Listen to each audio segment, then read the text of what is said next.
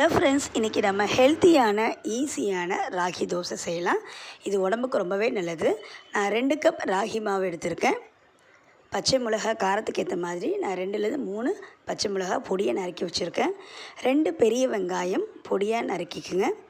கொஞ்சம் கருவேப்பிலை. இது ரொம்ப ஈஸியானதுங்க. Easy breakfast.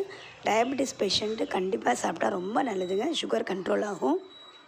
பாருங்கள், இப்போ நம்ம முதல்ல தாளித்து இதில் மாவில் போட்டுடலாம்.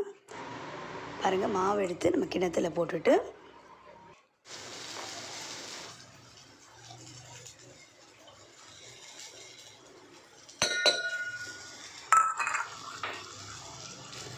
Ragi fibre rich content, haemoglobin அதிகம் இருக்குது. ஸோ உடம்புக்கு ரொம்ப ஹெல்த்தியான உணவு பார்த்திங்கன்னா ராகி. முதல்ல எண்ணெய் விட்டு வெங்காயம், பச்சை மிளகாய், கருவேப்பிலை இதில் லைட்டாக நல்லா நம்ம கொஞ்சம் வதக்கிக்கலாம். ரொம்ப சிவக்கணும்னு அவசியம் இல்லைங்க, ஒரு லைட்டாக வதக்கிக்கலாம்.